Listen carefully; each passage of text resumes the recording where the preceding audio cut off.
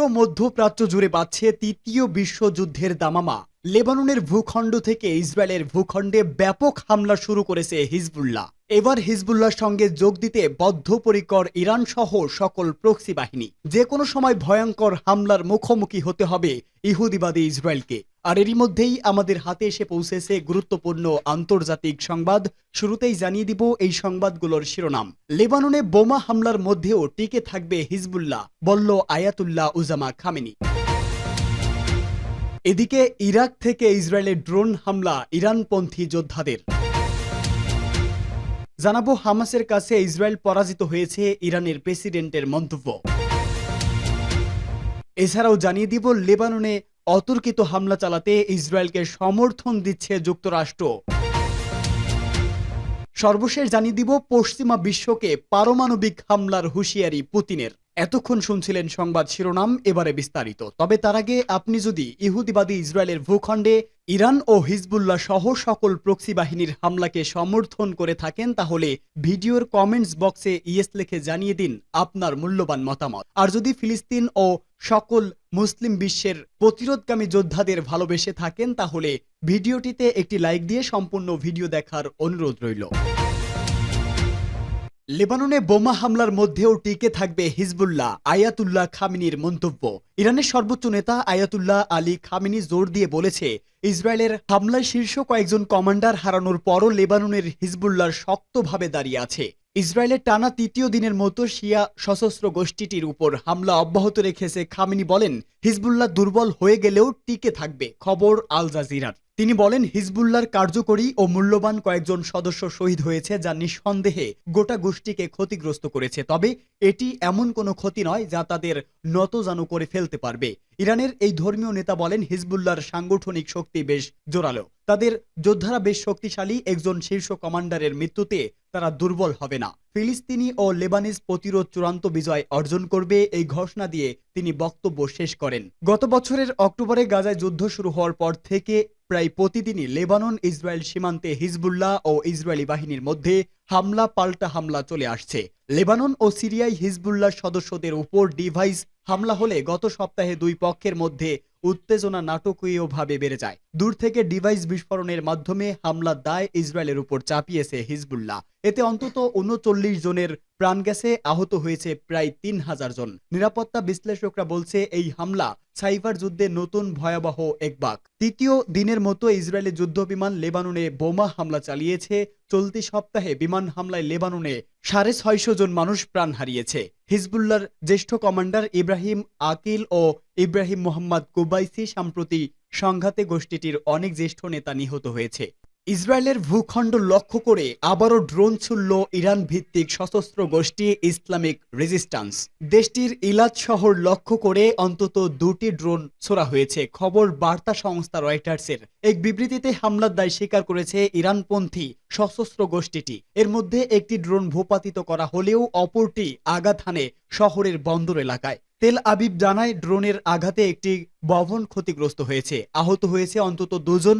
একজনের বয়স ৬৮ বছর, একজনের ২৮ বছর।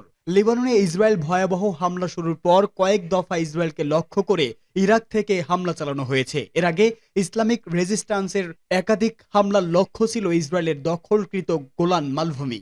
গাজায় হামাসের বিরুদ্ধে যুদ্ধে ইসরায়েল পরাজিত হয়েছে বলে মন্তব্য করেছে ইরানের প্রেসিডেন্ট মাসুদ পেজেশকিয়ান। একই সঙ্গে লেবাননকে আরেকটি গাজা হতে না দিতে বিশ্ব নেতাদের প্রতি আহ্বান জানান তিনি। ইরানের প্রেসিডেন্ট নির্বাচিত হওয়ার পর প্রথমবারের মতো জাতিসংঘে বক্তব্য দিয়েছেন মাসুদ পেজেশকিয়ান। সাধারণ পরিষদের ৭৯তম অধিবেশনে নিজের ভাষণে ইরানের পাশাপাশি গাজা ইস্যুতে কথা বলেন তিনি। গাজা ইসরায়েলি বর্বরতার তীব্র নিন্দা জানিয়ে পেজেশকিয়ান বলেন, উপত্যকাটিতে হামাসের বিরুদ্ধে যুদ্ধে পরাজিত হয়েছে তেল আবিব, যে পশ্চিমা দেশগুলো গাজায় যুদ্ধবিরতি প্রতিষ্ঠায় বাধা দিচ্ছে এবং নিজেদেরকে মানবাধিকারের রক্ষক বলে দাবি করছে, তাদের ইসরায়েলি বর্বরতার দায় বহন করতে হবে বলেও জানান তিনি। ইরানের প্রেসিডেন্ট তার বক্তব্যে পারমাণবিক ইস্যুতে পশ্চিমাদের সঙ্গে চলমান অচল অবস্থা শেষ করার কথাও তুলে ধরেন। তিনি বলেন, একটি উন্নত বিশ্ব গড়তে আন্তর্জাতিক শক্তিশালী দেশগুলোর সঙ্গে কাজ করতে চায় তেহরান। একই দিন মার্কিন গণমাধ্যম এক সাক্ষাৎকার দেন পেজেশকিয়ান। এ সময় লেবাননকে আর একটি গাজা হতে না দিতে বিশ্ব নেতাদের প্রতি আহ্বান জানান তিনি। ইসরায়েলের এই পদক্ষেপ আঞ্চলিক সংঘাতে রূপ নিতে পারে উল্লেখ করে আন্তর্জাতিক সম্প্রদায়ের দৃষ্টি আকর্ষণ করে পেজোশকিয়ান। এছাড়া লেবাননে ইসরায়েলি আগ্রাসন বন্ধে জাতিসংঘ নিরাপত্তা পরিষদের প্রতি আহ্বান জানান ইরানের এই প্রেসিডেন্ট। লেবাননে ব্যাপক বোমাবর্ষণ ও বিমান হামলা চালাতে ইসরায়েলকে সমর্থন দিচ্ছে যুক্তরাষ্ট্র। ইরানের সর্বোচ্চ ধর্মীয় নেতা আয়াতুল্লাহ আলী খামেনি এই মন্তব্য করেছে খবর ইন্টারন্যাশনালের। খামেনি বলেছে, যুদ্ধক্ষেত্রে ইসরায়েলি শত্রুরা অত্যন্ত অত্যাধুনিক অস্ত্রে সজ্জিত এবং তাদের পাশে রয়েছে যুক্তরাষ্ট্র। লেবাননে ইসরায়েলের ব্যাপক হামলা শুরুর পর প্রথমবার এমন মন্তব্য করলেন ইরানের সর্বোচ্চ নেতা। অন্যদিকে ইরানের প্রেসিডেন্ট মাসুদ পেজোশকিয়ান এক সাক্ষাৎকারে আল জাজিরাকে বলেছে, আমাদের প্রশাসন 2015 সালে পারমাণবিক চুক্তিতে যারা জড়িত ছিল তাদের সঙ্গে আলোচনা ইচ্ছুক, কিন্তু ওই আলোচনা পুনরায় শুরু করার জন্য যুক্তরাষ্ট্র সদিচ্ছা দেখাচ্ছে না। মাসুদ আরো বলেন, যুক্তরাষ্ট্রের সঙ্গে আলোচনায় বসতে আমাদের কোনো সমস্যা নেই। এছাড়া খামেনি তার ভাষণে জানান, আমার নেতৃত্বে ইরান বিশ্বের সঙ্গে আলাদা হয়ে পড়েছে বলে যে সমালোচনা চলছে তা সত্য নয়। এ নিয়ে খামেনি বলেন, আজ আমাদের এমন দেশগুলোর সঙ্গে যোগাযোগ এবং সম্পর্ক যেখানে বিশ্বের জনসংখ্যার অর্ধেক বাস করে। ইন্টারন্যাশনালের প্রতিবেদনে বলা হয়েছে, এমন দেশ বলতে তিনি রাশিয়া ও চীনের কথা উল্লেখ করেছেন বলে মনে করা হচ্ছে। পশ্চিমা বিশ্বকে পারমাণবিক হামলার হুমকি পুতিনের। ইউক্রেনের সঙ্গে 2.5 বছরেরও বেশি সময় ধরে লড়াই চলছে রাশিয়ার, আর সেই লড়াইয়ে ইউক্রেনকে সহায়তা করছে যুক্তরাষ্ট্র সহ পশ্চিমা বিশ্বের একাধিক দেশ। এমনকি রাশিয়ার উপর ক্রুজ মিসাইল হামলা নিয়ে ইউক্রেনকে গ্রিন সিগন্যাল দিতে পারে যুক্তরাষ্ট্র ও ব্রিটেন। আর এই রিপোর্ট প্রকাশ্যে আসার পরই কঠোর হুঁশিয়ারি দিয়েছে রাশিয়ার প্রেসিডেন্ট ভ্লাদিমির পুতিন। রীতিমতো পারমাণবিক অস্ত্র ব্যবহারের হুঁশিয়ারি দিয়েছেন তিনি।